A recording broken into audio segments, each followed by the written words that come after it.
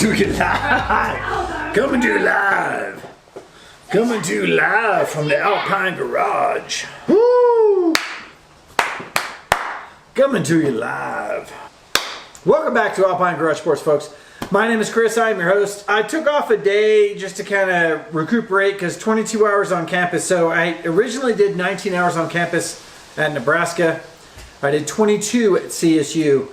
And it took me a day to recover from that. I'm getting to the age now where I can't do that anymore without some recuperating time. But in any case, I haven't wrapped up my CSU day yet because there's a whole lot of other stuff going on right now. I'm not going to mention the name of the player because I don't think it's about the player, guys, okay? But there's a whole lot of stuff going around about the hit that was had on Travis Hunter, and I want to go into that today. And I want to talk to you about what we should not be doing as CU Buffs fans and where we should be laying the blame.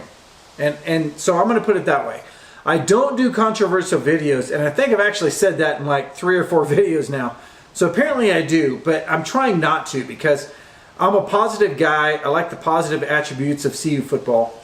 But there are some things that come out that need to be said, and I'm going to say them on this video. So please stay tuned.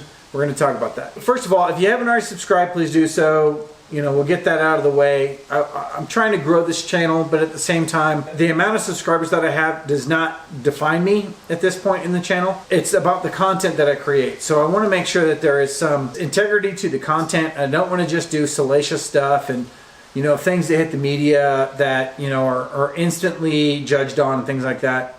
But I think in this particular case, I think it warrants a video. So here we go. So first of all, unnamed player, you know who it is. I'm not going to say it on this channel because it's not about the player. But Travis Hunter was going for a first down. The pass hit the ground in front of the defender. So the defender saw the ball hit the ground, still loaded up, took a hit. Okay, now we're going to go into, at the end of the video, we're going to go into why was this not called targeting. It was obviously a late hit. It was obviously called a personal foul by the referee. So at that point, it's all out there, right? So it was a late hit.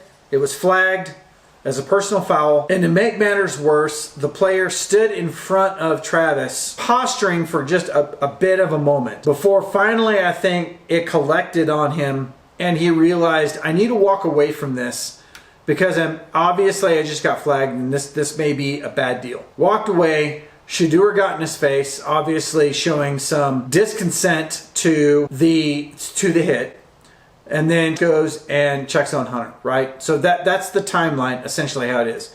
The hit happened inbounds that I saw anyway, but well after the ball hit the ground. So the ball hit the ground right in front of the defender. Now, that said, since then, it has been reported that the player and their family had their personal cell phones put on social media and they're getting death threats.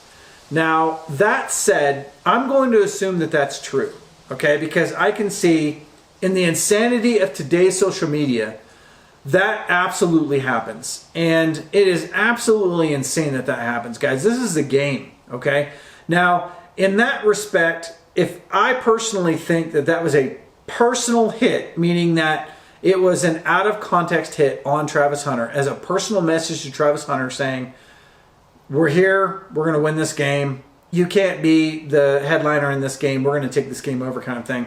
That's part of football, okay? Now, that late hit that he had is absolutely not warranted. I will say that, not warranted. But you have to remember these are college athletes that are being told what to do by their coaches. Now, in a lot of cases, these players take things onto themselves and they become warriors unto themselves to try to make a name for themselves. In other cases, they take the game plan that is given to them by the coaches and they play that out. Hold on to that little bit of nugget for just a second, okay, guys? We know that this was a late hit. It was either intentional or not intentional. A lot of people think it was intentional. And whether I think it's intentional or not doesn't matter. But my point is, it looks intentional. ESPN even came out, and on ESPN, several people, including Champ Bailey, who is arguably one of the best defensive backs since Deion Sanders played, came out and said that he thought, quote, it was intentional. So as a defensive back in the NFL for a decade believes that that was an intentional hit, then maybe you got to think that. To get death threats over something like that, guys, this happens all the time in football, right? These players these players make decisions, maybe sometimes on themselves and sometimes in the culture, in order to make this play happen, right? And I want to make this point several times in this video. This video is not about the player that made the hit. It is not about the player that made the hit. The player that made the hit knows they shouldn't have made the hit. Everyone in the world that watched that video knows that that player should not have made that hit. Everybody knows that there was a little bit of malintent in that hit. Everybody knows that. What I'm saying is, it's bigger than the player. The player is the player. The player is in there every down, has to make decisions on a split second, holding a grudge, trying to take what the coach's words are and the coach's culture in the school, okay, on the team, the coach's culture on the team, and exhibiting it on the field. There are old school coaches that would love to see a personal foul happen on the field. I'm going to say that. To try to make a statement to another team. Okay, the majority of coaches, okay, because I coached for a very brief time in my past, the majority of coaches would say personal fouls are never warranted because we know that those players are out there playing a game, and although we want to win, and although we want to win within all of the limits of the game rules, okay, so every limit of the game rules, and take out the slight mishap. Okay, the closing the eyes while you make a hit, which should never happen, right? The miscalculation of a play. Take those out of it. That any intentional hit should be dealt with on another level. So the coaching staff at that point, being the adults in the room, even though we have adults playing on the team, they're the ones that are managing this process. They have the ability to calm down tensions. They have the ability to make pragmatic statements to their team, letting them know where they want the limits to be. And in this particular case, I think it was missed. And looking at the rest of the game, which was a dirty, dirty, dirty game, the coaching staff, specifically the head coach, is responsible for this. Now, that said, I think also the fact that you have to understand that the head coach has the opportunity at any point during the game to hold accountability to his players. So now you have an illegal hit, okay, which draws a personal foul, which doesn't include targeting, which we'll get to in a minute, but obviously was replayed over and over again. The coaches are privy to this information after the fact as well, okay, that this player was allowed to keep playing. Cool, got that, all right? Maybe we're playing fast, we're playing hard, we're trying to win, we're in a close game, we're winning at the time. If you're CSU, we're winning at the time. You're trying not to make a drastic impact on what your team can do in order to win this game, right? Because it's personal. We even said that, it's personal. Now, post-game, it's been 2 days, guys. It's been 2 full days since post-game. And we still haven't seen anything come out of the coaching staff other than bang, bang, hit. Okay, so Jay Norvell, I'm going to say Jay Norvell's name, because when you are the head coach of a football team, you take on the responsibility of holding either accountability to the team, accountability to the coaches, or you take on accountability to yourself when you don't give accountability to other people. Now, he said bang, bang, play, that's football, tough shot, you know, so forth, so on. I'm paraphrasing, right? So at this point, he's taking it on himself. Cool. I like that. I like that about a head coach. I like a head coach that will take the responsibility of his team on himself, okay? Now it's firmly on you, Jay Norvell. It's firmly on you. You did not hold accountability to your players yet. Now a Heisman Trophy candidate is out due to a cheap shot. That is on you, Jay Norvell. Now at this point, it is on Jay Norvell. He is 0-2 as a head coach this season. Now the CSU Rams are kind of known in the media and to college fans outside of Fort Collins as a dirty school, and they play dirty. And let's not forget that this whole thing started with a shot from Jay Norvell over the bow of Coach Prime's boat. Coach Prime did not start this media marketing sensation, which was the hat and sunglasses thing. This was Jay Norvell. Whether Jay Norvell did it because he's just not a very smart guy and he made a stupid statement on what he thought wasn't going to be seen by anybody on an interview, okay, which was dumb because you're going up against Coach Prime. If you're going up against another coach, maybe it would have gotten forgotten about because you're CSU and you're kind of irrelevant in college football right now and have been for a while. No, because you're playing Coach Prime, that's going to get picked up. Of course, anything's going to get picked up by the media. Of course. So either it was a calculated move to fire up his players, in which case you see what happened in the game, or it was a dumb mistake that he didn't back off of, which again fired up his players to give you what the game was. Now, were they fired up for the game? Absolutely. And did they play us close? Oh yeah, they did. Okay? Their offense played magically. They played very well. The quarterback was awesome, and their receiving crew, specifically one receiver, number 14, was exceptional in that game, but it was all overshadowed by the fact that Colorado won and that one of the Heisman Trophy candidates in the country is now out for 4 weeks because of a cheap shot.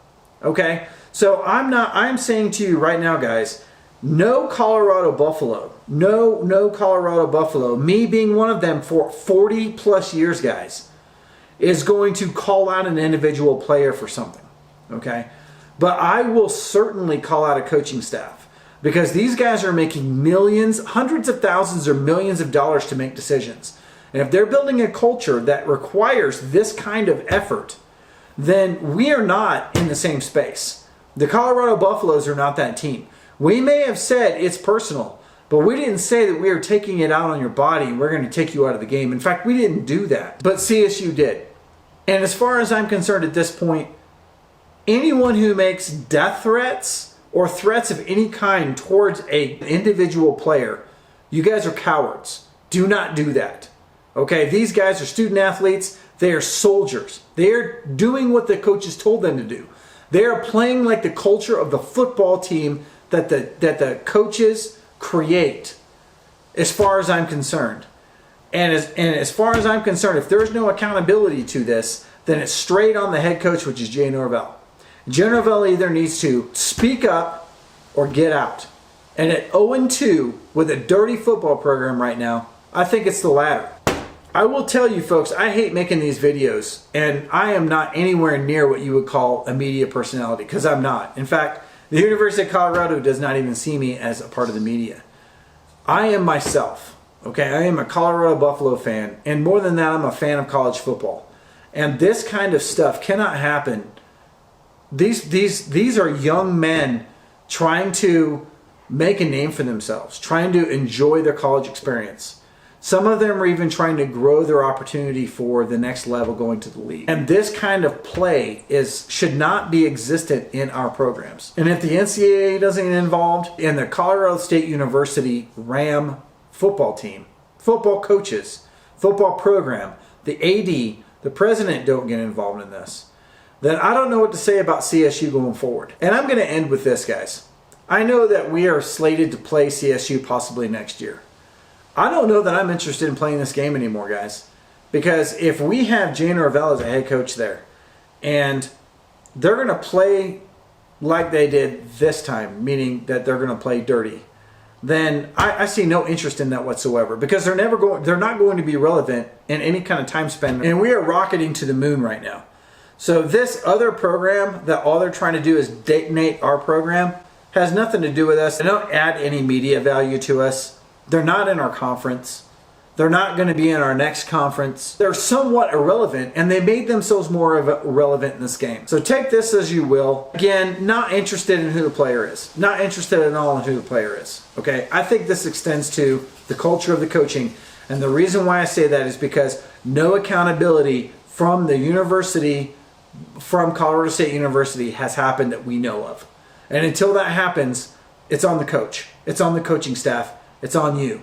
It's on you, CSU. This player that was a Heisman candidate now has had his value diminished because of this. Missing 3, 2, possibly 4 games. And all because of a rogue play, a dirty hit. And someone needs to be accountable for that. That's a wrap from Alpine Garage Sports, folks. I'm very sorry. But this is not what college football is about. College football, and for those of you who know me, you know I'm a positive guy. This is not what college football is about. We were looking to see Travis Hunter fly. Okay, fly past CSU, fly past USC and Oregon, and go all the way to, the top 5 of the Heisman race. And it was struck down by a dirty play by a coaching staff that I am going to say created a dirty culture for this game. Starting with the head coach taking a shot across our bow and ending it with a player being out for 4 weeks. I'm done. That's a wrap from Alpine Garage Sports, folks. We will see you in the next video. If you haven't already heard, we here.